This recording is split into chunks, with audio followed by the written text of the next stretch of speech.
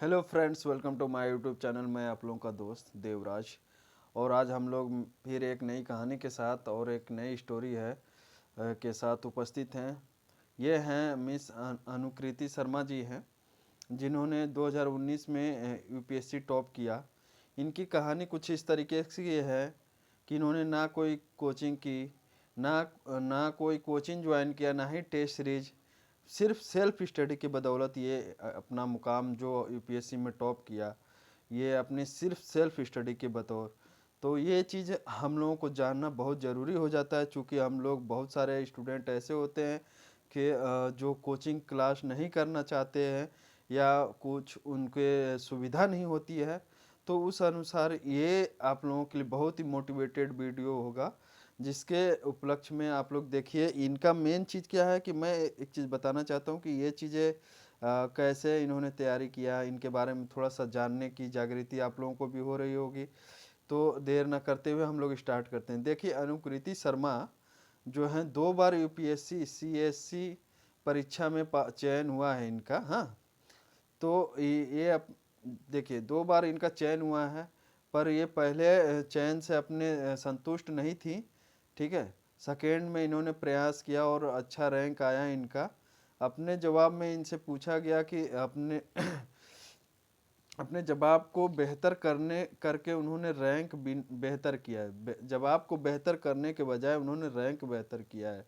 ठीक है, बिना कोचिंग के कैसे की अनुकृति ने तैयारियां, ये जानते हैं हम लोग। देखिए, सक्सेस स्टोरी तो बहुत आप लोगों ने सुनी होगी, देखी भी है, पर इनकी थोड़ी सी अलग है। ऐसे तो बहुत लोग हैं जो ऐसी तैयारियां करते हैं, ठीक ना। ये शादीशुदा महिला होने के बाद भी इन्होंने ये अटेम्प्ट क्रैक किया। बहुत अपने आप में एक हौसला बुलंद करने वाली चीज़ हो जाती है। तो ये जानने की हम लोगों की बहुत उत्सुकता होनी चाहिए। आइए देखते हैं। महिलाओं के लिए अक्सर माना जाता है कि शादी के बाद उनके लिए करियर की बहुत संभावनाएं नहीं रह जाती हैं। ठीक है, या करियर बनाना काफ़ी मुश्किल हो जाता है। ठीक है, लेकिन ऐसे में अनुकृति शर्मा जैसे कैंडिडेट भी सामने आती हैं, जो यूपीएससी जैसी कठिन परीक्षा क्रैक करने के बाद बारे में सोचती हैं। ठीक ना, सोचती ही शादी के बाद भी है। ठीक ना, ये चीज़ है इनके अंदर। यही नहीं, इस कठिन परीक्षा को पास करने करके भी दिखा देती हैं। ठीक ना, ऐसी बहुत सारी आपको एग्जाम्पल मिलेंगे। ठीक है, अनुकृति शर्मा के साथ और भी कई रिकॉर्ड्स जुड़े हुए हैं। आइए जानते हैं क्या क्या रिकॉर्ड्स हैं। जैसे उन्होंने इस परीक्षा को पास करने के लिए न कभी कोचिंग ली और न ही टेस्ट सीरीज ज्वाइन की। बिना टेस्ट सीरीज ज्वाइन किए आंसर राइटिंग प्रैक्टिस करना आसान नहीं होता है। ठीक ना, ये भी चीज़ हम लोग आगे देखेंगे कैसे इन्होंने आंसर राइटिंग प्रैक्टिस की। लेकिन अनुकृति ने इस कठिन काम को भी सच करके दिखाया। ठीक है, देखिए, ये अपने जो अगर इन्होंने एक इंटरव्यू में अपना बताया हुआ है आंसर राइटिंग में कैसे सुधार किया जा सकता है। देखिए, ये 5 प्रयासों में 2 बार चयनित हुई हैं। ठीक ना, इन्होंने 5 अटेम्प्ट दिया, उसमें से 2 बार इनका चयन हुआ है। ठीक है, अनुकृति बताती हैं कि यूपीएससी जर्नी खासी लंबी रही है। इनकी कई प्रयासों के बाद उन्हें अंततः असफलता मिली है। ठीक है, हालांकि 2019 में 138वीं रैंक के साथ सेलेक्ट होने वाली अनुकृति ने इसके पहले साल 2017 में भी यूपीएससी सीएससी परीक्षा के तीनों चरणों पास किए थे। ठीक ना, उसमें इनका रैंक था 355 रैंक के साथ इनका सिलेक्शन हुआ था। यह अनुकृति का चौथा प्रयास था। ठीक ना, इस समय तक उन्होंने कुल 4 अटेम्प्ट दिए थे, जिसमें से 3 बार उन्होंने मेंस लिखा। ठीक है, अच्छी बात यह थी कि तीनों बार में उनके मेंस में के नंबर जो थे ना, इंक्रीज हो रहे थे, बढ़ रहे थे। ठीक है, पहला जो मेंस रहा उससे कम, उससे ज़्यादा ही हो रहा था। ठीक ना, लेकिन कुछ कारणों से उनका सिलेक्शन नहीं हुआ। ठीक है, इम्प्रूवमेंट लगातार हो रहा था। ये है, साल 2017 के बाद अनुकृति ने 2018 का अटेम्प्ट नहीं दिया। ठीक है, एक साल उन्होंने ब्रेक लिया, सीधे 2019 में इन परीक्षा में बैठी। ठीक है, और इस बार कहीं ज़्यादा अच्छी रैंक यानी 138 सेकेंड बार से अच्छा 355 से 138 पे आई और बहुत ही अच्छा रैंक होता है 138। आप टॉप 100 या 150 के अंदर आ जाते हैं ना, तो वो आपको मन चाहा जो आपका रैंक होता है उस हिसाब से मिल जाता है। ठीक है, देखिए इंटरनेट से बढ़िया दूसरी टीचर नहीं। इनका मानना है कि आपको इंटरनेट पे हर वो चीज़ें मिल जा रही हैं, तो हम कोचिंगों के क्यों पीछे भाग रहे हैं। ठीक ना, इंटरनेट के माध्यम से आपको हर चीज़ उपलब्ध है, हर कुछ आपको इंटरनेट। देखिए ये क्या कहती हैं, अनुकृति की पूरी तैयारी इंटरनेट की मदद से हुई है। ठीक है, चाहे परीक्षा के बारे में जानकारी लेनी हो, हाँ, चाहे अपने आंसर आंसर जो उन्होंने लिखा था उसको टॉपर्स के आंसर से मैच करना हो, अनुकृति ने हर बड़े छोटे काम के लिए इंटरनेट का उपयोग किया है। सोच लीजिए, इंटरनेट का सहारा लिया हुए कहती भी हैं इंटरनेट पर वो सब कुछ जो आपको इस परीक्षा की तैयारी के लिए चाहिए बहुतायत मात्रा में, यानी बहुत अधिक मात्रा में उपलब्ध है। इसलिए कोचिंग बिना लिए या टेस्ट सीरीज बिना ज्वाइन किए भी आप इस परीक्षा में सफलता हासिल कर सकते हो। देखिए एक गाइडलाइन अगर आप अपने माइंड सेटअप बना रखे हो ना कि हमको इस स्ट्रेटजी के तहत तैयारी करना है, तो कोई कोचिंग की ज़रूरत नहीं है। सिंपल सा है, यूपीएससी ने बहुत सारे बुक रेफ़र नहीं किए हैं, उन्होंने सिर्फ अपनी गवर्नमेंट साइट की बुकें को रेफ़र किया है। और न्यूज़पेपर मस्ट होता है, किसी भी एग्ज़ाम को आपको क्रैक करना है तो न्यूज़पेपर पढ़ते रहिए, बहुत सारे आइडियाज़ उससे मिलते हैं, बहुत कुछ सीखने को मिल जाता है। ठीक ना, तो न्यूज़पेपर भी ज़रूरी रहता है। जिस एरिया में उनका कहना है कि देखिए बिना ये सब जारी किए भी वे खुद इस बात का जीता जागता उदाहरण भी हो गई थी कि बिना टेस्ट सीरीज बिना ये सब किए भी हुआ। जिस भी एरिया में आपको जानकारी हासिल करनी हो ना, उसे आप नेट पर पा सकते हैं। ये 100% सही है कि आपको नेट पे एक चीज़ चाहिए, वो 10 चीज़ें उस तरीके के आ जाएंगी। आप उनमें से एक चीज़ सेलेक्ट करो और उस पर काम करो। ठीक ना, और तो और मोटिवेशनल वीडियो भी, जब कभी आपका मन नहीं लगता है तो इस तरीके के मोटिवेशनल वीडियोज़ और इस तरीके के कह लीजिए तो लोगों की स्टोरियाँ पढ़ा कीजिए। ये भी मैं स्टोरियाँ पढ़ते रहता हूँ, तो मुझे लगता है कि मैं अकेला मैं आप लोगों को भी शेयर करते रहूँ। तो ये चीज़ें ज़रिया मैं बना रहा हूँ आप लोगों के लिए ही, डिमोटिवेट ना हो। ऐसे बहुत सारे लोग हैं जो काम करके भी या शादी हो के भी वो तैयारी कर रहे हैं और टॉप कर रहे हैं। ठीक ना, तो आप लोग भी कर सकते हो, इसमें कोई घबराने की बात नहीं है। ठीक ना, मोटिवेशनल वीडियोज भी जो नेट पे अगर आप कभी देखा कीजिए। ठीक है, जिनसे निराशा भरे दिनों से निकलने में हमें बहुत मदद मिलती है।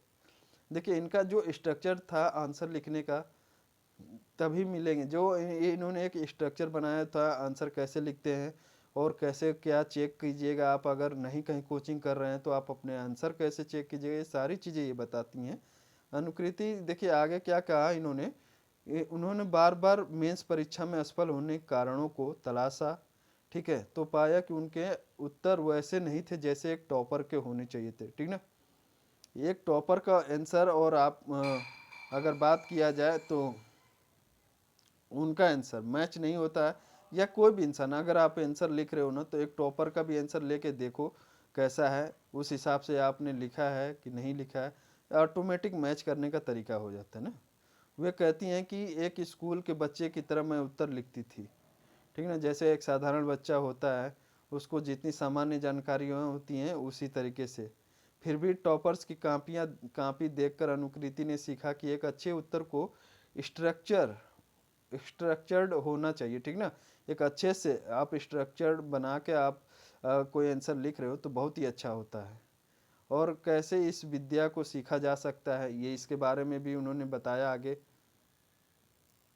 ठीक है, देखिए अपने आपके जो उत्तर होता है, उत्तर का हेडिंग, सब हेडिंग, हाँ, बुलेट्स आदि तो होने ही चाहिए। ठीक ना, साथ ही जहाँ जो हिस्सा आपको हाईलाइटेड लगे लगे कि इसको हाईलाइटेड करना चाहिए, इस पर हमें एग्जामिनर का ध्यान आकर्षित करना है, तो उसको हाईलाइटेड भी करना चाहिए। ठीक ना, ताकि एग्जामिनर जब आपकी कॉपी चेक करे तो उसकी नज़र खुद ही, देखिए खुद ही ज़रूरी हिस्सों पे पड़े। और बस एग्जामिनर 2 4 3 4 पॉइंट अभी भी देखते हैं सब। ठीक ना, इन बातों का भी ध्यान रखिए, क्या क्या चीज़ें ध्यान रखनी चाहिए आप लोग ये भी समझ जाइए। अनुकृति ने बताया कि आगे बढ़ते हुए कहती हैं कि एक एक बात ध्यान और रखें कि प्रश्न में जो पूछा जाता है, ठीक ना, उसी का जवाब दें। बेवजह का जैसे आपको नॉलेज तो बहुत होता है, पर उत्तर लिखने का जब मेन चीज़ आता है तो वो चीज़ हम भर जाती है कॉपी। ऐसा नहीं, जो चीज़ पूछ रहा है ऑन द स्पॉट मुझे वही आंसर देना है, बाद बाकी दूसरा कुछ नहीं देना है, ठीक ना। ये चीज़ें माइंड सेटअप करके रखिए, वो ऐसे ही होगा। वो एकदम, अगर वो कोई चीज़ पूछ रहा है इसके बारे में तो उसी के बारे में बताइए, ना कि उसके बैकग्राउंड के बारे में। तभी आंसर का अच्छा, आप उतना वर्ड भी नहीं लिख पाओगे, और जो मेन चीज़ आपको लिखना रहता है वो चीज़ छूट जाता है, इसलिए नंबर नहीं अच्छे मिलते हैं, ठीक ना। घुमा फिरा कर बात ना कहें, अपनी जो भी आंसर में लिखें उसको घुमाना फिराना नहीं है, ना ही गैर गैर जरूरी हिस्सों पर जाए, ठीक है। दूसरी बात कि जो पूछा गया है वो सब बताएं, यानी प्रश्न के दो हिस्से हों तो दोनों हिस्सों को आप बताएं, ठीक ना। देखिए डायग्राम डायग्राम बहुत इंपॉर्टेंट होता है। किसी चीज़ को आप डायग्राम बना के अगर प्रेजेंट करते हो तो एग्जामिनर जो होता है बेसिकली वो डायग्राम देख के समझ जाएगा कि आप अंदर क्या लिख रहे हो।